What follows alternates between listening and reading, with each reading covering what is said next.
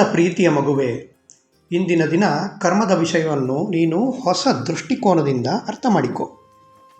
ನೀನು ಮಾಡಿದ ಪ್ರತಿಯೊಂದು ಯೋಚನೆಯು ಒಂದು ಶಕ್ತಿಶಾಲಿಯಾದ ಕರ್ಮವನ್ನು ರಚಿಸುತ್ತದೆ.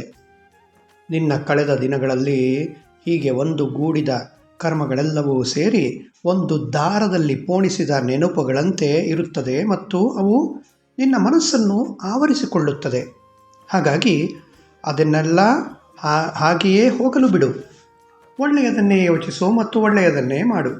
ನೀನು ಏನೆಲ್ಲ ಕರ್ಮಗಳನ್ನು ಮಾಡುತ್ತಿದ್ದೀಯೋ ಅದನ್ನೆಲ್ಲ ಆ ಪರಮಾತ್ಮನಿಗೇ ಸಲ್ಲಿಸುವ ಸೇವೆಯಂತೆ ಮಾಡು. ಅದು ಯಾವುದೇ ಕೆಲಸವಾಗಿರಲಿ.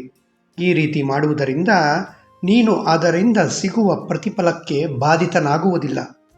ಈ ರೀತಿ ನೀನು ಸರಿಯಾದ ಜ್ಞಾನ ಮಾರ್ಗವನ್ನು ಆರಿಸಿಕೊ ಮತ್ತು ಈ ಬದುಕಿನಲ್ಲಿ ಪ್ರತಿದಿನ ಕೈಗೊಳ್ಳುವ ಕರ್ಮ ಬಂಧನಗಳಿಂದ ಬಿಡುಗಡೆ ಹೊಂದು. ಇವತ್ತು ನಾವಿಬ್ಬರೂ ಜೊತೆಯಲ್ಲಿ ಮಜ್ಜಿಗೆಯನ್ನು ಸೇವಿಸೋಣ. ನಿನಗೆ ನನ್ನ ತುಂಬ